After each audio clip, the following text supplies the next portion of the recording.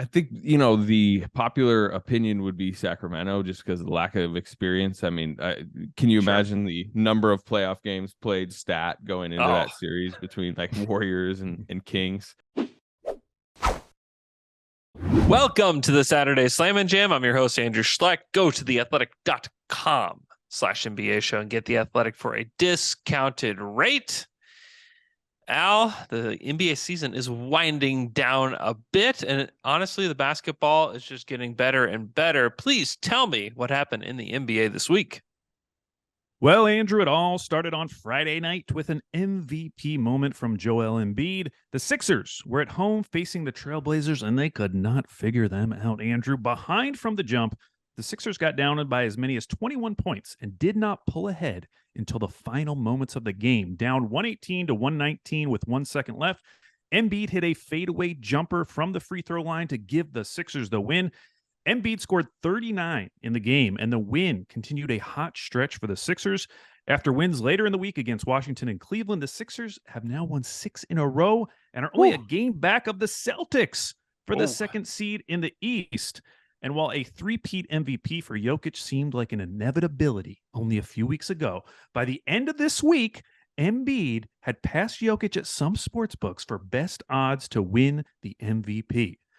Now, on Saturday, the Dallas Mavericks and Memphis Grizzlies met in a battle of two teams missing their stars. No Luka, no Kyrie, no Ja. Who needs stars, though, when you get to watch Big Body Roddy? Rookie David Roddy had a career-high 24 points in the game with 17 coming in the fourth quarter as the Grizz came back from 11 down in the fourth to beat the Mavs 112 to 108. The Grizz are 3-3 since Ja's suspension. That wasn't really a suspension, but now definitely is a suspension, as we would later learn in the week when the NBA announced an 8-game suspension for Ja Morant after he met with the commissioner earlier in the week. For the Mavs, it's starting to get a little dicey. They are 1-3 in their last 4, with 7 of their next 9 coming on the road.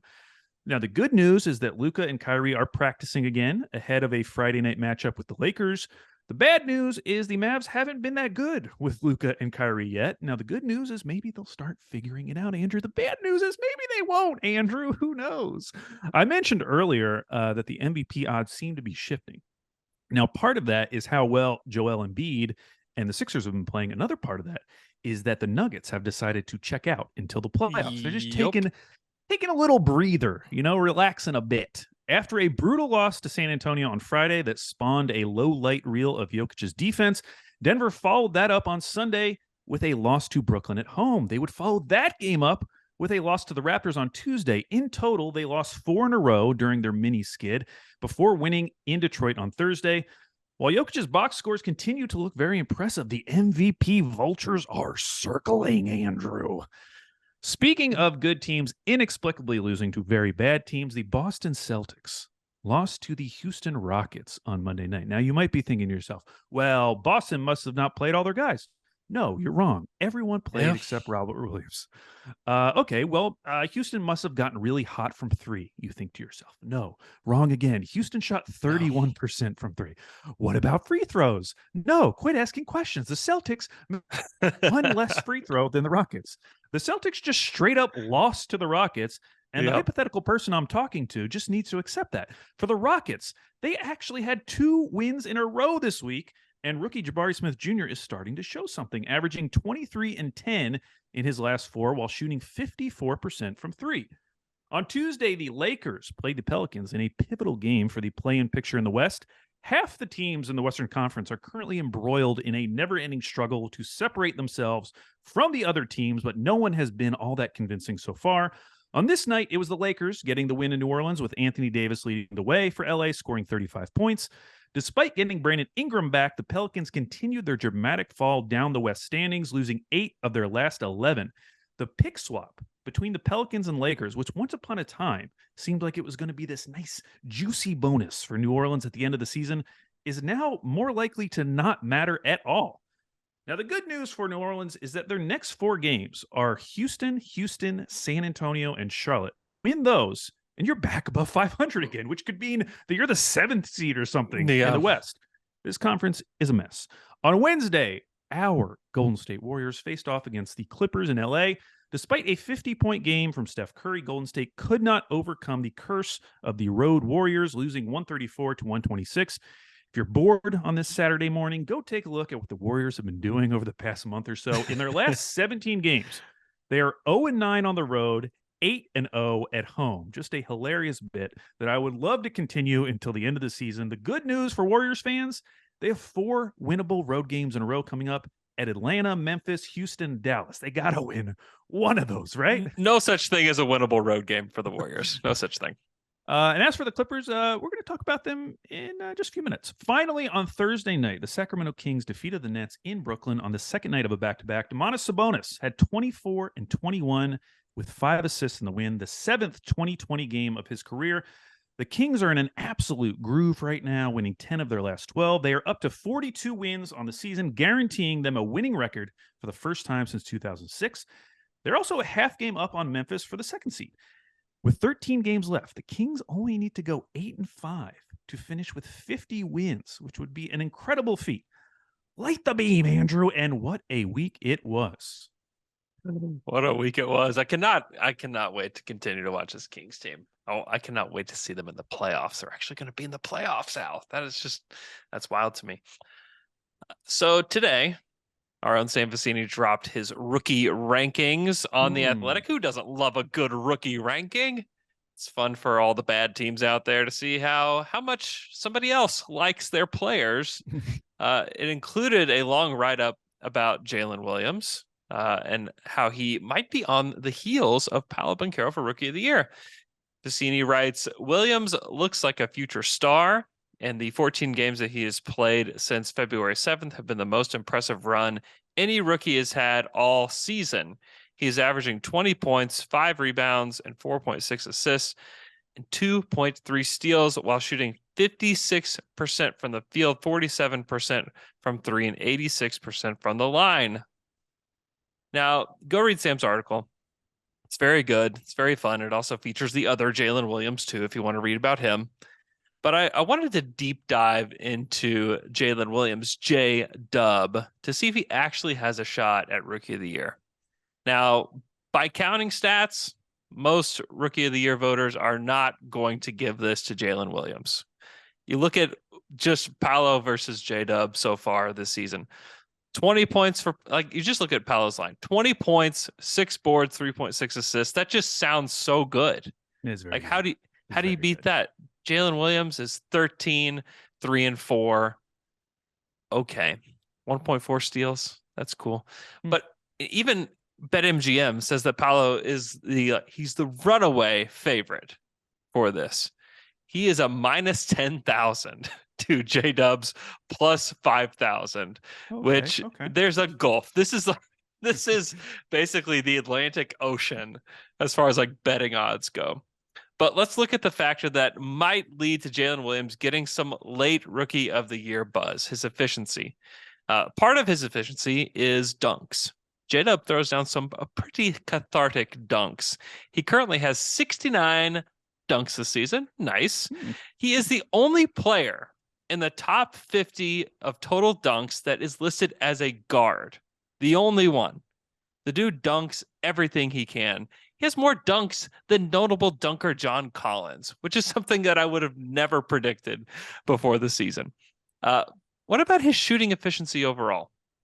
J-Dub is the only guard or forward in this rookie class that has taken at least 10 shots per game and averaged at least 50% from the field, along with 4 rebounds and 3 assists. In fact, this has only been done by 6 players total, including J-Dub, in the history of the NBA. The players are Michael Jordan, Magic Johnson, Walter Davis, Ben Simmons, Terry Dischinger, and J-Dub. So the only modern comp is Ben Simmons for this efficiency. We all know Ben Simmons just doesn't take any shots that are outside the paint. His rookie season, he only took 11 threes. He made 0 of them. He took 80% of his shots within 10 feet. J-Dub has already taken 175 threes. He's making 35% of them. And he continues to improve his efficiency every year.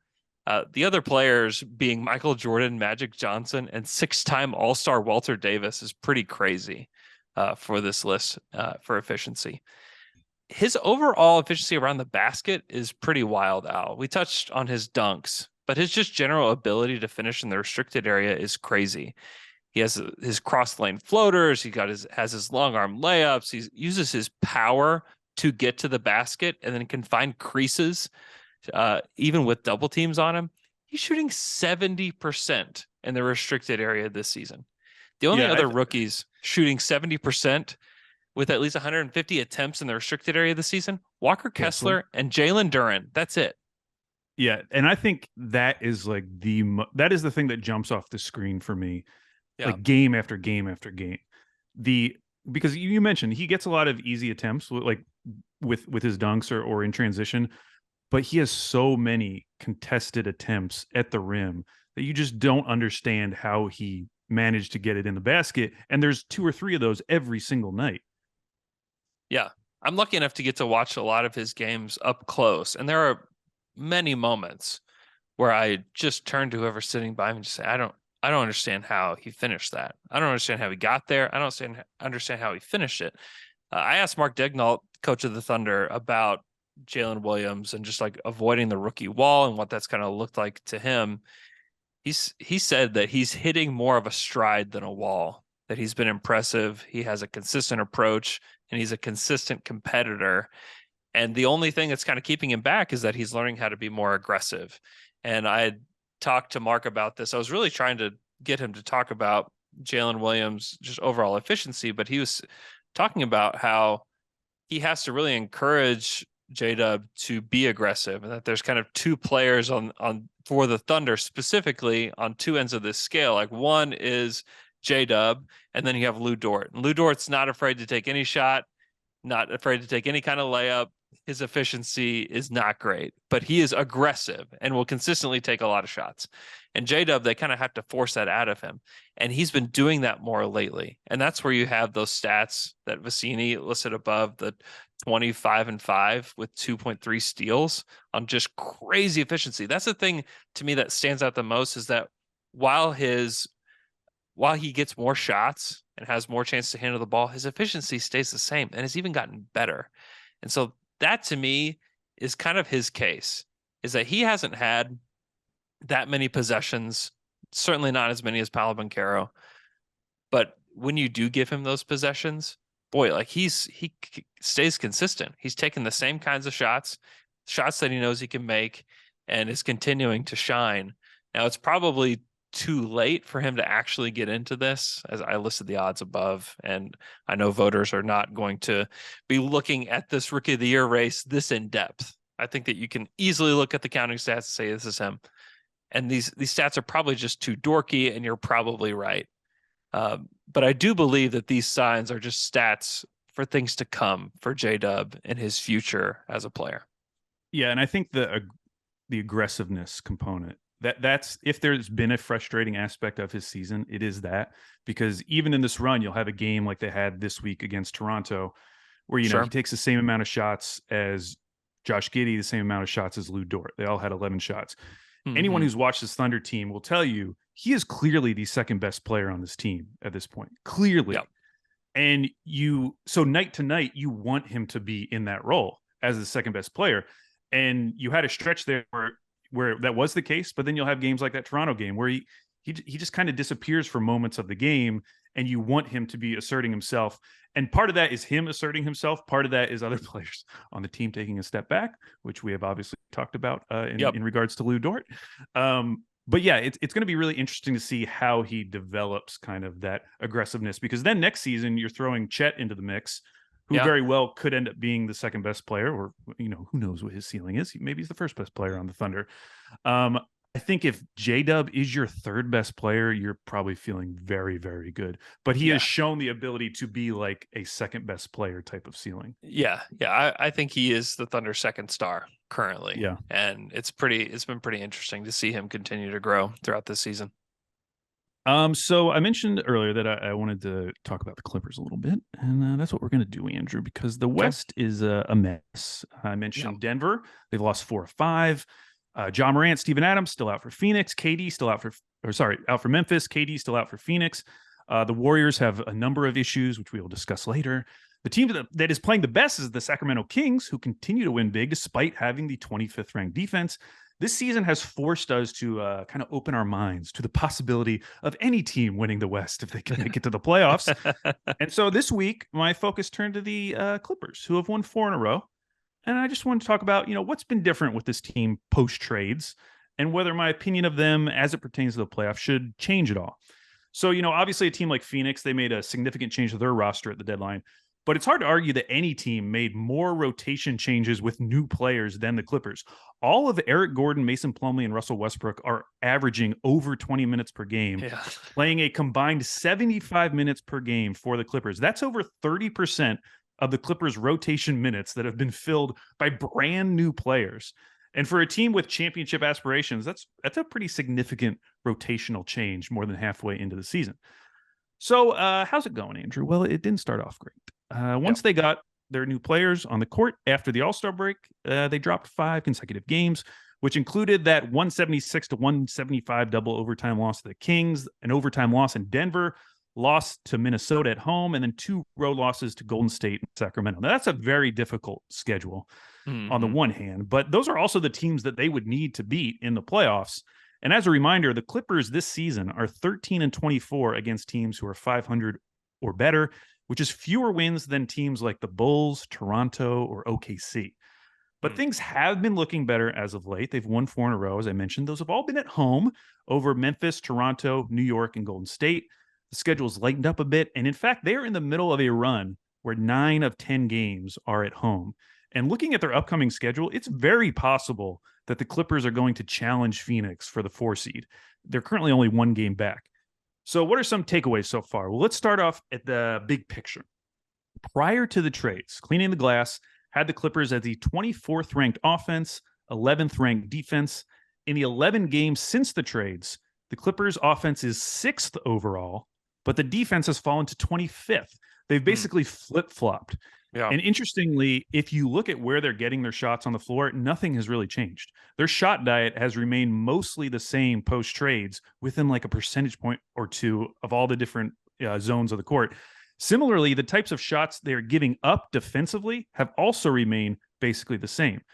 We're dealing with a very small sample. It's 11 games, so it's not much to go on. But if you're looking for the reason why those offensive and defensive efficiencies have flip-flopped post trades, take a look at the rim numbers on both sides of the ball. On offense, pre-trade, the Clippers were shooting 63.7% at the rim as a team, which was 3rd worst in the NBA. Since the trades, they're shooting 71.7%, which is 3rd best. So they've gone from 3rd worst to 3rd best in terms of converting attempts at the rim. On defense, it's been the flip side. The Clippers were allowing teams to shoot 66% at the rim pre-trades, which was 12th best in the NBA. Post-trades, they're allowing teams to shoot 72% at the rim, which is 3rd worst. Now, again, they played the Kings for 2 of these games, so that is obviously factoring into this. Yeah. And who knows if these trends will continue. Are the Clippers suddenly much better at converting their rim attempts and also much worse at defending the rim? It's possible, but it's only been 11 games. But I thought it was interesting. It's something to watch going forward on both ends. Another thing I'm watching, obviously, is the addition of Russell Westbrook, who is averaging just under 30 minutes per game for the Clippers. Now, if you're in a pro-Russ mood, you can point to him being a plus 11.3 in his minutes so far per Cleaning the Glass. While his outside shooting has not improved, he is finishing better at the rim, up from 58% with the Lakers to 63% with the Clippers. I think it's also been a positive to see how and when Ty Lue has been using him recently, because when thinking about the playoffs, the thing people would get worried about, when Russ goes to any new team, they get worried about how he could hurt you at the end of a game. Well, in the last 3 games, Ty Lue just hasn't played him in the closing lineups. In the Toronto game, Eric Gordon came in with 5 minutes left in the 3rd, and Russ didn't return. In the Knicks game, same thing. Gordon in at 4 minutes left in the 3rd, Russ doesn't return. Then in the Warriors game, he was subbed out with 7 minutes left in the 4th. I think that has to be seen as a positive. At least in this recent run, it seems like the Clippers are slowly finding a role for Westbrook where he can be successful on the court, and they can kind of limit the downsides of his game. And it's worth noting that in his most recent game against the Warriors, his first game was 0 turnovers. Very nice game for Russ there. But it's also been kind of interesting to me where this early on-off boost is coming from with Westbrook. these are super small samples, but it's not because he's getting all this time on the court with PG and Kawhi. That 3-man unit actually has had a negative net rating per PBPstats.com. The lineup that's fueling this impressive early on-off number has actually been because of some really good minutes with Paul George, where Kawhi is off the floor. And you see that watching some of these Clippers games, like the connection those two guys have, which they obviously had in Oklahoma City. Yeah, it comes through when they're on the court together. And looking at how the presence of Russ might affect someone like Paul George, a friend of the show, Law Murray, had an interesting tweet about PG's assist to turnover ratio by month, because PG hadn't cracked an assist to turnover ratio of 2 until March in these games with Russ. All of a sudden, and again, this is very early, but Paul George is suddenly averaging a lot more assists to turnovers than he was previously. And Law brought up the fact that this could be a possible effect of Paul George not always having to be the lead playmaker for the Clippers. All still super early, but something to keep an eye on. So clearly there's still a lot to figure out with the Clippers, but whereas I was dismissing them a few weeks ago, I'm mildly intrigued now, Andrew, just mildly. You know, it's been an easy schedule, okay? It's been an easy schedule. It's going to be easy schedule coming up. But I'm kind of getting into the idea of a Suns-Clippers first-round series. Now, I would favor the Suns, assuming KD is healthy. But I also don't know if there's a team better equipped in the West to have a chance against KD and Booker than PG and Kawhi. And speaking of Kawhi, I want to end here because this may be more important than any number, any lineup. It's the fact that Kawhi Leonard has been playing at an MVP level for 25 games now. In his last 25 games, he is averaging 29, 7, and 4 with 2 steals on 53, 50, 92 shooting splits.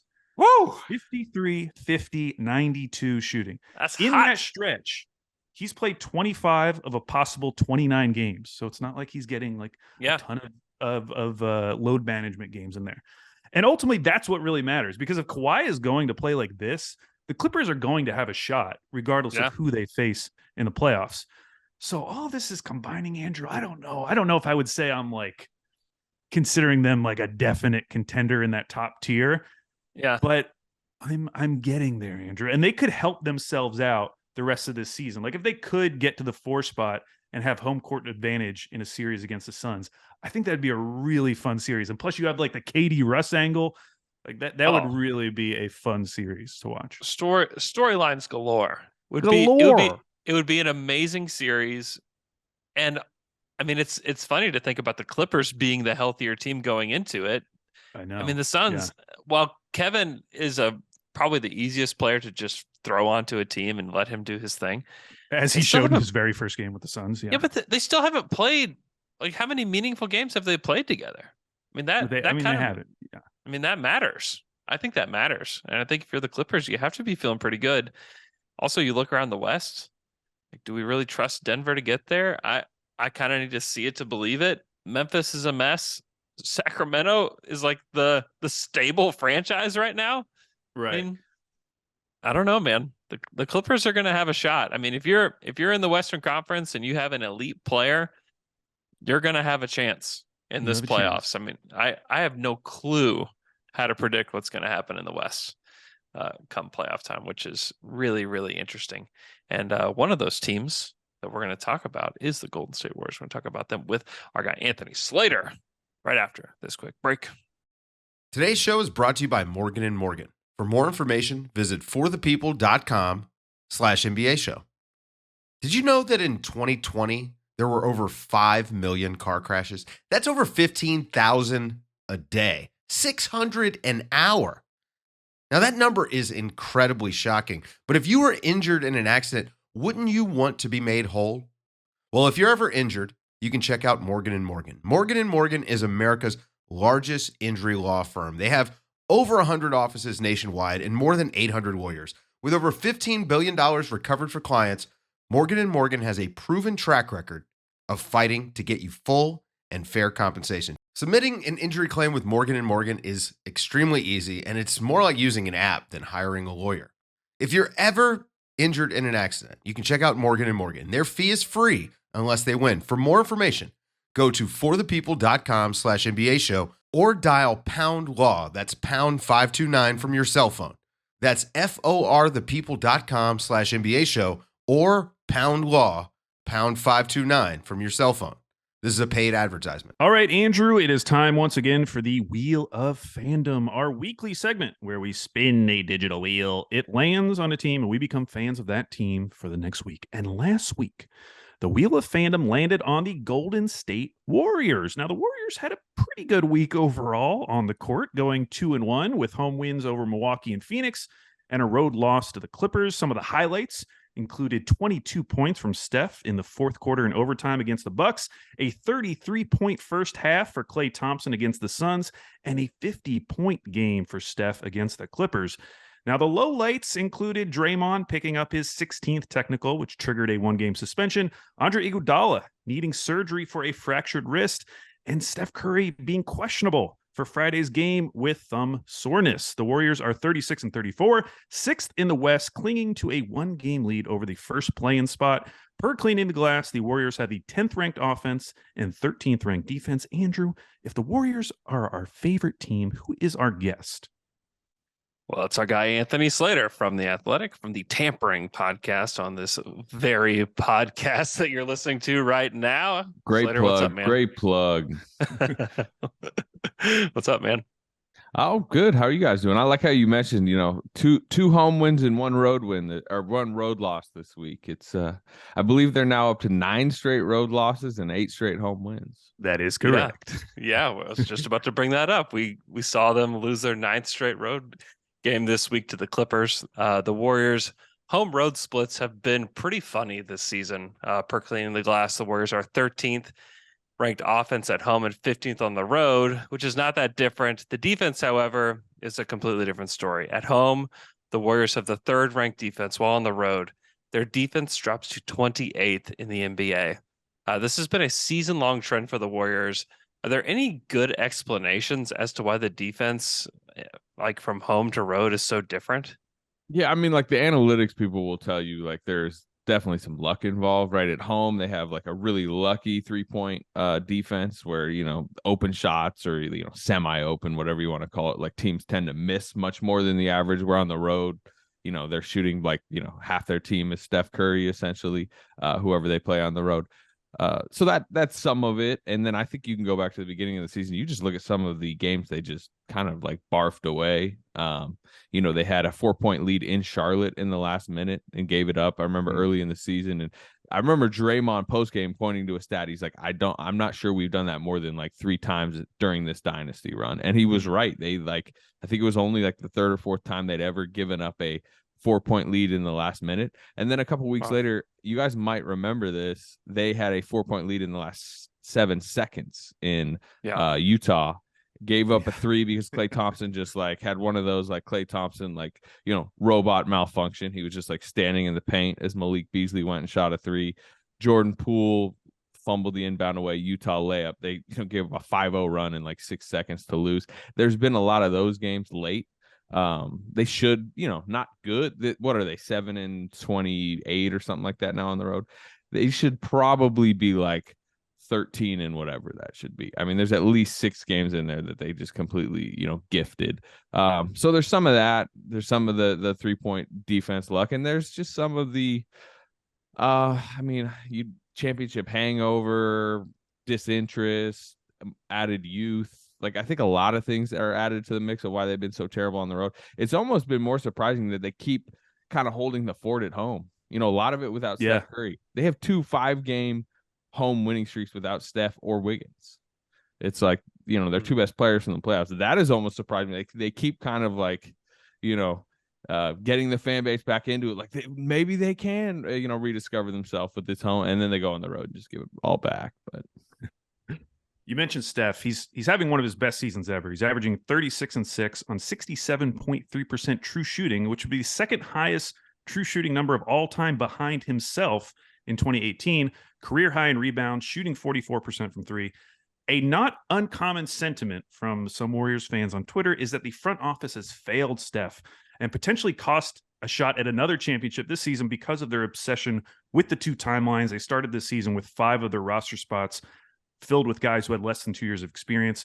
it's hard to fault a front office who just put together a championship team last season. But do you think there's any truth to this idea? Like, how big of a mistake was their approach to last summer? Yeah, I mean, I think anything with like the Warriors roster construction it's much deeper than like last summer. It goes back to 2019. KD tears the Achilles, Klay Thompson tears the ACL. It feels like that's it, right? I mean, I'm sure you guys felt that at the time. Like, wow, what a run.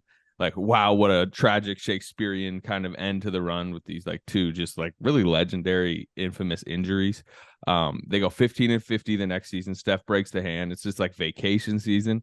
And it just feels like they're in retool mode, rebuild mode. They're still at that time, they're kind of thinking about the future. They get the second overall pick. Nobody's saying, hey, they're going to be title contenders next year. So everyone, I mean, I think rightfully it was like, use the second overall pick, go try to potentially find the next franchise guy. The day of the draft, you guys probably remember this, Klay Thompson tears his Achilles that morning, only adding to the like, well, next season's kind of a wash again. They used the second overall pick on James Wiseman, obviously did not work. But I think if you just take your brains back there, you understand the sentiment of going, they probably should have drafted LaMelo. Anthony Edwards possibly could have fell to them, didn't. But so then the Wiseman pick informs what comes later. They make the play-in the next season and lose in the play-in. You don't know what Klay Thompson's going to be. They have the 14th overall pick because they were the last lottery team. Also, they had made the Wiggins Minnesota trade by that point, have the 7th overall pick. And at that time, to be honest, the front office and the ownership group didn't believe that they were going to win the title the next season. They ended up winning the title, but that was like, you guys can remember going into the season, Hollinger picks them 11th in the West. I remember optimistically being like 5th or 6th, coming off the play-in. Klay will be back sometime in January. Jordan Poole had not blossomed. Andrew Wiggins wasn't what he became in the playoffs. You thought the age curve would maybe hit Draymond and Steph more than it did. And it was like, use the 7th pick, use the 14th pick. They got Kuminga, they got Moody. And then Steph just proved that it was like this core's time was still now. They won the title anyways, even though they really in the playoffs got nothing from Wiseman, a little from Kuminga, a little from Moody. And then this summer was maybe the time to pivot off the plan. But to me, they were so deep into the plan. And obviously Joe Lacob's at he's kind of the poster child of it because it is his next era. And it's tough to talk him off something like that. And where I think the mistakes of this summer is they leaned more into it. They went and got Ryan Rollins. They drafted Patrick Baldwin Jr. To me, they didn't calculate in what the Damian Lees of the world, what the Juan Toscano Andersons of the world did for last year's team, which was like veterans who could DNP for 5 games if the entire roster was healthy. But if you throw them in a regular season game, they're giving you steady minutes. They've just missed that this season. They've obviously like going from Otto Porter Jr. to JaMychal Green has hurt them. Not having Gary Payton the entire season. Obviously they got him back, but little marginal things have made, I think, the roster build look a little bit worse than it is. But I think we should all just like have a grander picture of how this plan came to be to understand how it got here. Yeah, that's a great perspective because looking back, it's easy to say now, like the pieces were always there. Like this was always a championship team and, hiding in there. But clearly, like you said, because I do actually remember that Hollinger season preview where he had them 11th. And it's just crazy that was not like that uncommon of an opinion of the Warriors at that time. Maybe that was like at the extreme, but it wasn't, no one was necessarily picking them as a championship team. The two extremes were like 11th or like 5th. 5th felt like an extreme, like if they were going to be 4th or 5th in the West. So, yeah. The coaching staff and Bob Myers in his post-championship press conference admitted last March, March of that regular season, they won the title. They didn't think like, they didn't believe they were going to like even be a contender at that point. So that championship shocked a ton of people. Yeah. So for this year, let's assume the Warriors make the playoffs. Their first round matchup will likely be one of Denver, Sacramento, Memphis, or Phoenix. How would you rank those potential matchups for the Warriors from least favorable to, or from most favorable to least favorable? So you're saying Denver, Memphis, Phoenix, Sacramento. I think Phoenix is the one you want the least. I mean, you have the Durant factor looming out there. I think Phoenix, full strength. Personally, I think they're the favorite. So I think they're number one.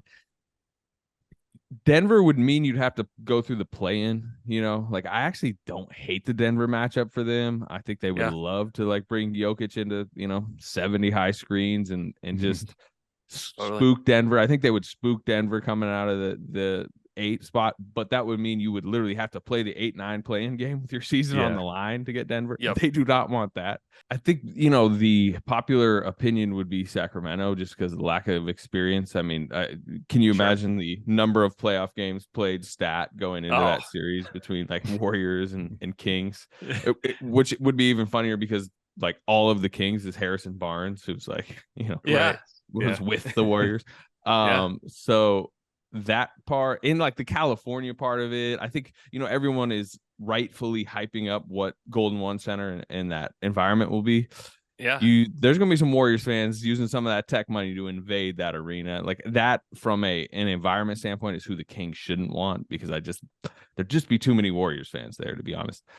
So it's probably that one would be appealing, but the Kings score like crazy and the Warriors don't defend on the road. And like, that's maybe the toughest road environment and the best offense right now in the league.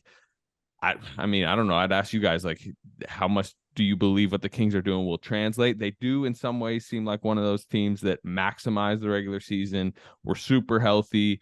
We're super engaged and focused and everything. And then once you get to the playoffs and everybody's brain level raises, it's a little like the Thibodeau teams of the past, right?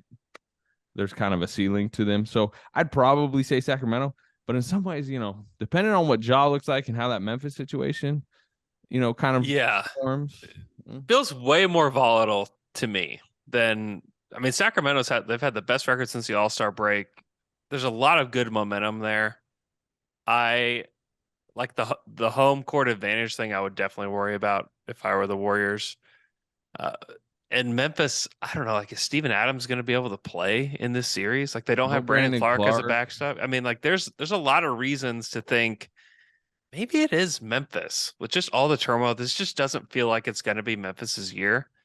And also just the rivalry between those two teams as well. I just think there could be the mental component that the Warriors have, like the edge they have over Memphis, I think could get them there as well. So I think I might have Memphis there just because of all the circumstances surrounding them. And also I mostly just really want to believe in Sacramento. And like, that's probably just a me thing. I just want to believe that they can actually do something this year, and that the regular season matters for them, because like conventional wisdom says, Sacramento should be like the easiest opponent. But I think that would flip-flop them in Memphis if it were me.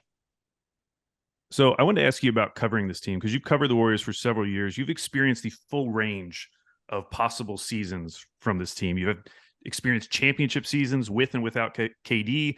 You experienced KD's final year with the Warriors, the tank year, the play-in loss season. Every year has been dramatic in some way, and this season has been no different, starting all the way back in preseason with the Draymond punch. I'm interested in what your experience of covering this season for the Warriors has been like in that larger context of the Warriors dynasty. Like, has covering this team been as strange as it seems from the outside? Does this season stand out among all those seasons that you've covered them? It just stands out because it's current, but it's not like crazy. It's not the craziest of the 7 or 8. That would probably be Durant's last season. Even though the least dramatic season when they went 15-50 and most of the regular season games stunk, suddenly COVID hit and it was like the pandemic season. And then that's true. The next 2 months were like, are they even going to be in the bubble? They didn't even go to the bubble. That's right. The one thing of the last, decade basically that they probably missed out on. It has, to me, like, obviously, like, you feel like there's stakes involved because, they're trying to kind of glue these two eras together and, win another title, for the dynasty. And obviously there's been fireworks, internally this season. And there are all these question marks about the future. Bob Myers, Draymond Green, go down the list. But at the same time, because they won the title, like literally less than a calendar year ago, I don't feel the pressure of what has come in the last few years. To me, like, that was the cherry on top of the dynasty, right? I mean, like that was one of the most, I guess, for a franchise, was probably one of the more rewarding titles in NBA history. It kind of cemented so many people's legacy, where if it does splinter the way it in a lot of ways feels like it's splintering this year, mission's already been accomplished, in my opinion. Yeah, I guess that's what I'm kind of asking, because like that idea that it kind of feels like this splintering may be coming, but it sounds like that hasn't led to like bad vibes behind the scene necessarily because of that championship. Yeah, I mean, honestly, when you get a lot of these big figures in this whole run, and they're like more, I don't know, like private reflective moments, it's like things end. You know what I mean? Like they've held on longer than most of them ever would have predicted. I mean, like I said, 2019 was the finish line. It felt like, yeah, right. And and a lot of people then will point to Steph Curry and be like, he has held on, so that's why we have. He turned 35 this week. You mentioned the season he's having earlier; it's insane, and that in a lot of ways, what he has, what he's still able to do has kept them extremely relevant in the national conversation, but has also like kept more pressure on them. I mean, you mentioned some of the front office and ownership, like, what are you doing type things. A lot of that's because Steph Curry has lasted longer than they would have ever predicted. So that has, created, this extended window of drama and pressure that you're talking about that does make this team very fun to cover on a daily basis. And everything does feel important. But I do think I always, like, if you take a couple steps back, it's like, when we rewrite, everything that went down and we talk about the Steve Kerrs, the Bob Myers, the Joe Lacobs, the Stephs, the Draymonds, the Klay Thompson, who has gone through his own, roller coaster the last few seasons. Sure, in the moment, there might be like critiques of how Lacob is spent on the back end of the roster, how Myers has built it, how Kerr, handles, daily rotations and different stuff like that. But they're all like Hall of Famers in their own roles. And they've all like succeeded in this era. I mean, this is one of the golden eras of the league. So to me, that has always, like, at least this season, taken away from like the grander, like, what's going on. It's more interesting to follow the big picture of like, where might it be going? And as we watch, Last Dance style, we all remember that from watching during the doc, like, what are the details of how this maybe did end up splintering? Mm-hmm. Yeah, that kind of leads us into our last question. Looking ahead this summer, the Warriors have some big decisions to make. Draymond Green will likely be exercising his player option to become a free agent. Klay Thompson will be entering in his final year of his contract that could be extended. And Jordan Poole will get his contract kicks in, which will be kind of a big deal for this team. Is it safe to assume that these next few months are our final chance to watch Steph, Klay, and Draymond together? Or do you think that there is a possibility that all three will be back next year? I think the way Draymond has played this season has made it more likely that he'll return. You mentioned the Poole contract kicking in. That really is an important factor that I don't think people fully comprehend. He was not supposed to make 30 million, 27 million. As they built this roster, that, puzzle piece was never supposed to be planted in. And you say, okay, 27 million. Well, it's really like 100 something. I mean, just with taxes. Right. Right. And that is the extra, Joe Lacob kind of has this unofficial threshold that's felt like 400 million for the, combined salary plus tax. And they've lived in like the 360 range the last couple of seasons. Well, suddenly moving Poole from 3 million to 27 or whatever exactly it is takes it, past 500 million. They did save, I think it's something like 27-30 million by, flipping Wiseman's contract into Peyton's, but they still have Peyton's on the books next season. So it's still a pretty hefty tax bill. Draymond has his own choice to make with the player option. They could, move one of their bigger piece salaries. You felt coming into the season, Poole was much safer than Draymond. Obviously, it was kind of under the surface of the situation that happened in preseason. Well, Draymond has shown to remain a more important piece than Jordan Poole, and you just don't know when that'll shift. Also, they just signed Andrew Wiggins' big extension. I don't know what's necessarily happening there right now. I mean, obviously he's away from the team. Does that put into question his future at all? I mean, he's tradable, not until the year anniversary of his extension. So that's a little bit more of a question mark. I could tell you, Steph Curry will be here. Klay Thompson has a Yeah. massive contract that I don't think is necessarily easily just to salary dump, like 40-something million. I think he'll be here at least another season. And to be honest, like Klay's been maybe their second best player this year. Yeah.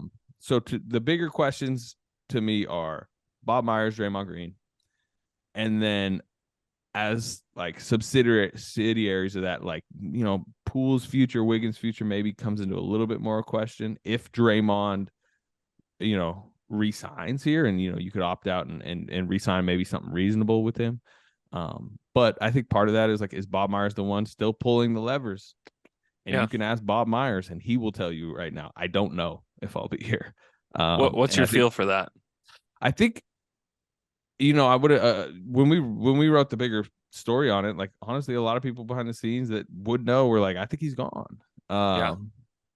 It's still, but it's I think we'll see. And like Bob is very, I don't know, you know, we'll see. Let's get through this. Let's enjoy this last run. That Mhm. It was something that Bob was at the forefront of trying to message to Durant back in the day, which was like, look, you're probably leaving, or maybe you're not, whatever. Like, this does not need to be a daily discussion or daily like subject around us. Just enjoy the last ride, if it is the last ride. And Yeah. Bob, I think, has personally tried to live that. Like, I don't know, we'll talk about it later. Let's finish this season. And I just think it matters how it ends. You know, if they do flame out in the play-in or the first round, and suddenly they're down, you know, they're getting 4-1 by Memphis, and you get Andrew Bynum flashbacks to like clotheslining JJ Barea, and Draymond's getting ejected in his final game. Like, Yeah. it'll feel like the end then. But Yeah. if they, you know, kind of reach into their championship tank and at least get to West Finals, push a Suns team, you know, surprise again, go to the NBA Finals, then you might get enough people around Bob, Draymond, all of them to be like, look, let's just keep riding this thing out. So the next couple months, I think, really matter in that, you know, conversation. Yeah. What do you think is more likely, that they lose in round one, or like make another Western Conference Finals at least? I've been a skeptic, really all season. I think the hunger level, the motivation level, the just gas tank is much lower this season, understandably, because like I said earlier, I think last year was like the pinnacle. I think it was the peak. I think they showed. I don't think they have it. I think they're thinner. I think the Wiggins situation seems very unsolved. Like, what are the percentage chances suddenly a month from now Andrew Wiggins is not only physically with the Warriors, but also like looking like the Andrew Wiggins that is really in a lot of ways the reason that they, you know, turned into what they turned into last May, because he turned into one of the best two-way wings in the league for a couple months. I just don't necessarily see that. Peyton's health is a question mark. They need to get deeper, and I just don't see the answers there. So I think they're a first, second round team. But you know, if you would ask me that last March, I would have said the same thing. They were bad last March. They had like a, you know, 8-13 stretch, and I would have said, first, second round team, and then they won the title. So I'm not ruling it out because of who they are. But if you ask me to predict, I would say first or second round. Well, Anthony, thank you for answering our questions about the Warriors. It is now time to play Andrew versus the Beat, our weekly trivia show, where Andrew goes head-to-head with an NBA beat writer. This week, Anthony Slater, Warriors beat writer at The Athletic. Now, Anthony, I've come up with 8 questions about the Warriors. Some are easy, some are hard. You're going to give me a number between 1 and 8. It'll correspond to a question. If you get it right, you'll get at least 2 points. If you get it wrong, Andrew will have a chance to steal, and we'll go back and forth until all the questions have been asked and answered. So to start us off, I just need a number between 1 and 8. 7. Question number 7. Draymond Green is well known for his defensive prowess. He has had 6 seasons where he averaged at least 1 steal and 1 block per game. What is Draymond's career high in combined blocks and steals for a single game? Now, before you answer that, you get to choose who answers first, so you can make Andrew answer first, and then you can go higher or lower. However, if he gets it exactly right, he will get a bonus point. So this is combined blocks and steals for a single game for Draymond. I think with a question like this, it would very much benefit me to have Andrew go first. Okay, Andrew, you get to answer first. Okay. Oh boy, 17. 17. That is an insane number for combined. I am very confident I'm going to win this question. Go ahead though. So are you going higher or lower? I'm going lower. Okay, I was sure. assuming, but I just want to make sure. That is correct. It is lower, but it's not that much lower. It was 15 in one game. He had 10 steals and 5 blocks. Can we name that game? I'm intrigued. It was a 2017 game against Memphis, I believe. You know what? I do. It's funny. I remember that it was because he got a triple double because of the steals. Because of the steals. It actually might have been fun. I can't remember if he got a triple double because of the steals, or I think he got a double double with no 10 points. Like it would have been a triple double. Oh, right. Yeah, points. It was one of those, but I remember it. He was like ripping Marcus at the top of the key. The other Draymond stat, he one time had 17 block shots in a 4-game sweep of the Blazers. That was one of the most insane defensive series I've ever seen. It was Andrew, the one. Go ahead. I was just saying, Andrew, you're down 2 points already, but you do have control of the board. Okay, number 1. Question number 1. Steph Curry had his second 50-point game this week. There are 3 players in the NBA who have had more 50-point games than Steph this season. Name all 3. You do get 1 point per correct answer. So these are players that are not Steph Curry who had more than 2 50-point games this season. More than 2 50-point games this season. And there are 3 players. Giannis is one of them for 1 point. Oh, boy. Dame? Damian Lillard is also correct for a second point. Can you get the final name, Andrew? More than 2 50-point games this season. Tatum? Jason Tatum is incorrect, Andrew. Yes. Anthony, you have a chance to steal for 1 point. I'm debating with 2 people, but I'm going to go Joel Embiid. What was the other name you were thinking? Donovan Mitchell. Both incorrect. The correct answer was Luka Doncic. Dang it. That just felt too easy. I just felt like maybe not it. But all right, we have a tie game, and Anthony, you have control of the board. 3. Question number 3. On NBA.com/stats, you can find how many miles a player has run this season. Who has run the most miles on the Warriors this season? And this is like total, not per game. That's this is total miles run. Okay. Jordan Poole. That is correct for 2 points. Played every game, which is important. That's why I asked if it's per game. And he's like, even though he may not hit the shots that Steph hits, he tries to scatter around the court like he's Steph Curry. Yeah. So. I thought that was a question where if you really thought about it, it ends up being pretty easy. But you have to know that who played the most games. Okay, Andrew, down 4-2. You've gotten all the points, though. Okay, number 2. Question number 2. Warriors have 3 players averaging at least 20 points per game, Steph, Clay, and Jordan Poole. There are only 2 other teams in the Western Conference with 3 players who have averaged 20 points per game this season. Who are those teams? And you get 1 point per correct answer. So we're only talking about the West. With 20 points or more. 3 players averaging 20 points or more in the Western Conference. Okay. So it's already narrowed down to 14 teams, Andrew. It's pretty easy. Yeah. Is there like a games played element to this at all? There's not. There's not at all. Okay. Oh boy. Who would that be? I don't think this team, no.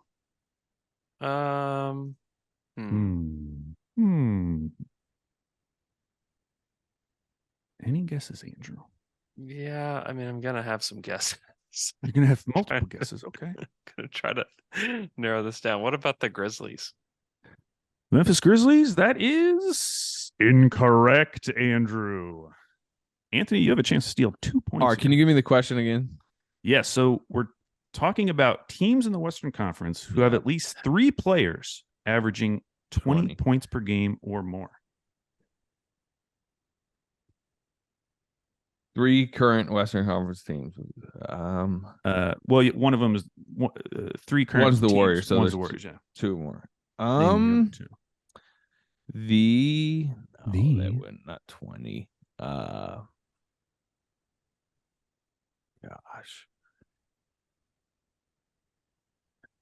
I have a Hopefully you guys better can- guess. I feel Hopefully like I you have guys a can better edit guess. out some of this, like, white yeah. noise. I will go with. God, no, they wouldn't. How about I'll go with the Nuggets? I mean, I Okay. figure You don't sound super confident. I am not confident. Okay. Well, you shouldn't have been because it's incorrect. The Yeah. two names. What Andrew, about who the are you gonna guess? Blazers? The Blazers? Blazers are one. Dame, Anthony Simons, and Jeremy Grant. Yeah. And then the New Orleans Pelicans. He's been out for a while, but Zion, Brandon Ingram, and CJ. See, that's what I was thinking. I was like, that's when I asked the games played element. I should have just I know said when it. you said that, I thought, oh, he must be on the I trail. should have just said it. All right, So Andrew, you're still down 4-2. Anthony, you have control of the board. 4. Question number 4. In the era of load management, it's increasingly rare for a player to play all 82 games in an NBA season. Which player on the Warriors roster has had the most perfect attendance seasons in their career where they played all 82 games? You would think maybe because he's doing it currently, it would be Kevon Looney, but then you'd actually think about Kevon Looney's injury history and know that it isn't. It's actually, I believe, the guy who is not currently with the team, Andrew Wiggins, who I believe went 82, 81, 82, 82, his first 4 seasons in the league. That may be correct, what you just said, but it's incorrect for this answer. Klay Thompson? It's Klay Thompson. Andrew? Klay Thompson? Steal. Andrew, that's also incorrect. Oh, dang it. It is Andre Iguodala who did it. Well, 4 wow, that's career- okay. How many? Interesting. Sixers. Yes, 4 times. Yeah, so Wiggins may have 4 done it 3 times. times. So yeah, I guess Wiggins did it 3 times. Okay, Andrew, you're still only down by 2. You have control of the board. You can tie it Okay. up here. Number I just 5. kind of thought Andre Iguodala was a coach. I forgot. Yeah. Did you say 5, Andrew? Yes. Okay. Steph Curry has hit at least one 3-pointer in 233 consecutive games. The second longest active streak in the NBA is 75 consecutive games with at least one 3-pointer. Who holds the second longest active streak? 75 games with at least one 3-pointer. That is correct. There's some obvious candidates in my Hmm. brain, but Okay. they played like they haven't missed time. Does it count like missed time? No, Did they, it like, doesn't count miss missed time. 20 It's games? just the Okay. games that you have played in, you have hit at least one 3. Okay. It's a big question, Andrew. You can tie it up That is a here. big one. I feel like with 2 that questions answer's left. probably too obvious. Ooh, What that about hurt you Paul last George? time. What about Paul George? Paul George? Interesting. That Yeah, is that's not incorrect, Andrew. When he But says interesting, that means you got it wrong. Yeah, I know. it sounds good, but it's Sound not. good. I'll just go yeah. with I'll just go with Lillard. Yes, Damian Lillard. Correct. Dang it. That Fair just point. felt too obvious. You don't ever go that obvious. I'm messing with you now. I've had like multiple. totally kind messing of with my obvious brain questions now. this week. He was like, I'm going with Malik Beasley. Let's really go Yeah. off the board. I know. I was trying to think of something a little off the wall, but Oh, now I'm torturing you. Now you won't know in future weeks whether I'm being easy. yeah. Okay, Anthony, you have control of the board. You have a 3-point lead. 6. Number 6. Who leads the Warriors in total steals this season? Total steals. Total steals. Oh, that's kind of a tough question. Yeah, no, it is. I think this is going to be a weird answer. I would lean Poole if Poole hadn't already been the answer to one of your questions. So I'm going to go with Interesting. Kevon Looney. Kevon Looney. Does he lead the Warriors in total steals this season? He does not. Sorry. Is it Poole? Well, I got to give Andrew a chance to guess. Jeez, Will he I steal keep your giving up. answer again, although it didn't help him last time? It did not help me last time. I feel Or like will he come up with his own answer? I still feel like this is going to be off the wall, even though the last question was not off the wall. Andrew, I've got you. I got your brain scrambled right now. Completely scrambled. What about DiVincenzo? It's a good answer. Andrew, that is absolutely correct for 1 point, which brings us to our final question. Now, if Andrew gets this right, it will tie the game up at 5-5 all. And for the third week in a row, we would have to go to a sudden death question. Okay. So, Andrew, you get first stab at this question, although it's a back and forth question, which is great for me. Steph Curry is having one of the best seasons of his career. Did you know Steph is averaging a career high 6.2 rebounds per game? If I told you that in the last 25 years, Steph has the second most rebounds of any Warriors player, could you name the other 9 players in the top 10? Now, before you answer, Andrew, and we're going to go back and forth, so Andrew will give me a name, then Anthony will give me a name. I want to make say clear. This again? I want to make it clear that this is just in the last 25 years of Warriors history who has collected the most rebounds. The reason I didn't do the entire Warriors history is because it's just not a very fun list. You would never guess Joe Grabowski, okay, a.k.a. Grabo. That was his nickname. He was born in 1930. He's on the top 10 list. No Wilt Chamberlain then. Yeah, no Wilt Chamberlain. I wanted to keep it to names that are fresh in your brain. So this is just the last 25 years. I already told you Steph is number 2. So you're going to give me the other 9 names on that list. Most rebounds, most total rebounds. This is me. Start. No, this is you. Okay. What about David Lee? David Lee, number 4 on the list. Over to Draymond. Anthony. Draymond is number 1. Back to Andrew. Klay Thompson. Klay Thompson, number 9 on the list. Wow. Ooh, that was risky. He's like a horrible rebounder for his position, but He's I guess just been if you play around so many so games, long. He's just shoveling like 2 in the coffin at a time. He's just been around for forever. Yeah, I mean, look, you squeaked by at 9. Andrew Bogut. Andrew Bogut is not on the list in the last 25 years. Yes. The other names, Andres Biedrins, Eric Biedrins. Dampier. I was going to save Dampier for later. O'Donnell Foyle, Donald Foyle. Troy Murphy, one of my favorite fantasy Oh, guys. Murph dog. Eric Dampier, Antoine Jameson, and Kevon Looney coming in at number 10. Now, that means that we have reached I feel like if we added playoffs, Bogut is squeaking by, some of those names. But. That is entirely possible. I guess I didn't say regular season or playoffs, but can't help you there. We are in sudden death. Sudden death. Boy. I propose sudden death should be a Kevin Durant era Thunder question, personally. I don't know if you already have sudden death. Kevin Durant era Thunder question. Okay, I can do that. Let me go to Kevin Durant. Now, I like it. Doesn't have to be about like Durant. It just has to be about that era. That era. Yeah. Okay. And for people who don't know, Anthony used to live in Oklahoma City, covering the team. It's true. Until you left us. Summer 2016. Summer 2016. Some other notable people left it. Slater was actually. You attended our Down to Dunk, our first live Down to Dunk show. I think you walked down from your apartment like right before you left. Yeah, I lived at Level. I don't know if Level's still active down there, but okay. We're going to try to name all the players who were on the roster for the Thunder team that made the finals against the Heat. Okay, so this was in 2011, 2012. We'll go back and forth. There are 16 guys on the roster who played at least one game for the Thunder that season. I'm guessing you're going to get like 14 of these 16, and then we'll get to the hard ones. So we'll start with Anthony. In fact, why don't I just name off? Let's leave aside KD, Russ, Harden, and Ibaka. Okay, they're off the board. It's easy, obvious. Speed up the process. Okay. So Anthony, 2011, 2012, Oklahoma City Thunder. Kendrick Perkins. Correct. Andrew. Tabo. Correct. Anthony. I feel like I'm going to do some Bogut mistake coming up here at some point, but I'm going to go with Eric Maynor. That is correct. Oh, yeah. Andrew. Nick Collison, Mr. Thunder. That is correct. Back to Anthony. You guys are rattling these off. I believe that was, God, I'm going to make this mistake, but I believe that was Reggie Jackson's rookie season. So I'm going to go with Reggie Jackson.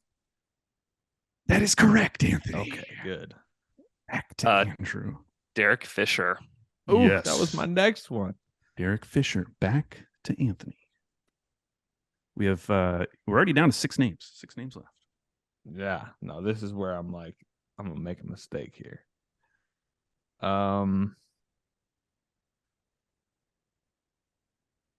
That's a mistake. I'm already thinking about a name. I'm gonna say that he would have been off the team by then. Nazi Muhammad. Nazi Muhammad, current GM of the Thunder G League team. That is correct. Yes, Nazi Muhammad that was big. on that roster. Andrew, 5 names left. Daquan We Cook. go all the way. Daquan Cook is correct. That was the last of like the rotation players. Yeah. We have 4 names left. How many of them would you think I should get? I'd say you have a decent shot at 2 of them. That doesn't sound good. I mean, you were here. Yeah, no, I was physically. Man, that feels like generations ago. I'm gonna go with Nenad Kristic, although I bet he was gone. Nenad Kristic, aka Crispy, was he still in the Thunder in 2011, 2012? He was not, which means Andrew wins the week. Although actually, before Andrew Andrew wins trade. That's correct. Yeah. Andrew, you have to at least give me one more name to get the points. Oh, yes. Cole Aldrich, Royal Ivy. Wow. Whoa. Okay, that was 2. Can you name the final 2? There's 2 more. Oh, gosh. He deserves the win. He deserves the runaway win if he gets these next. I think Lazar Hayward was still on this team Oh, because I think he was in the Harden trade. Yeah. Can you get the final name? The 2011. He played 5 games. I don't Shot know. 80% from the field. Why did they not play this guy more? Wow, I don't know the last one. That would be Ryan Reed. Okay. Oh, Ryan Reed. I think Ryan Reed was at the Thunder. What was it Legacy the night? Thunder Legends night? Legacy night? Oh, he was? Yeah. I should have got Cole Aldridge. I remember when he was supposed to be like a part of the future. He was.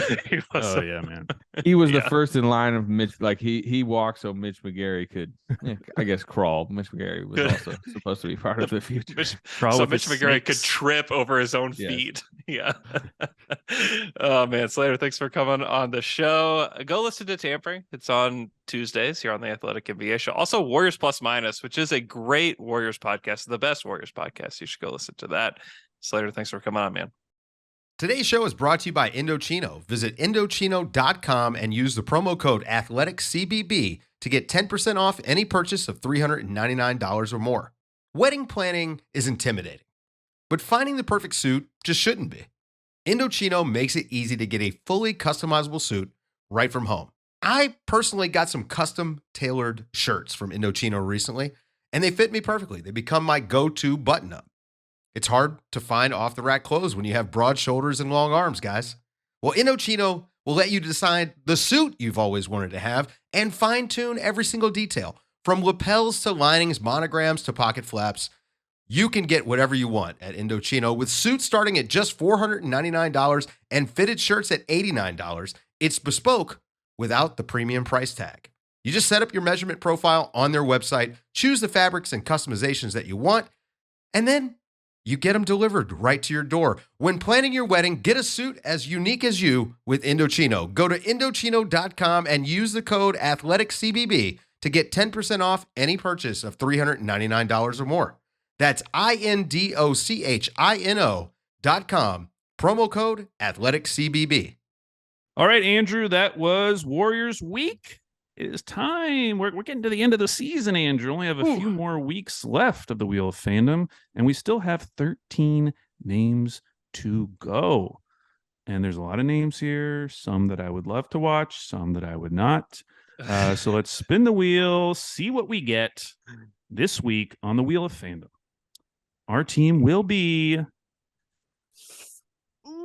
the Boston Celtics.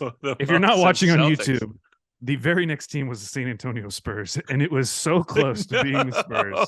We're on like the line there. Yes. We do not want that to happen. We will take the Celtics. Great. Yes. Boston. Hey, they need a turner. Maybe the wheel will have a opposite effect that it had on like the Grizzlies. Yeah, true. Because it usually doesn't like good teams, but maybe that will be changed. Yeah, totally. Let's go to our 5-star reviews, Al. If you leave us a 5-star review, we will read it on the podcast, just like this one, which is kind of a little course correction for our guy, JJ Money 830. Oh, the 7th grader. He's back. Exceptional /5 stars, he writes. He says, I'm only a 7th grader, but you make my Saturdays a whole lot more fun. My only suggestion is you keep doing what you do to make the world a better place. Thank you.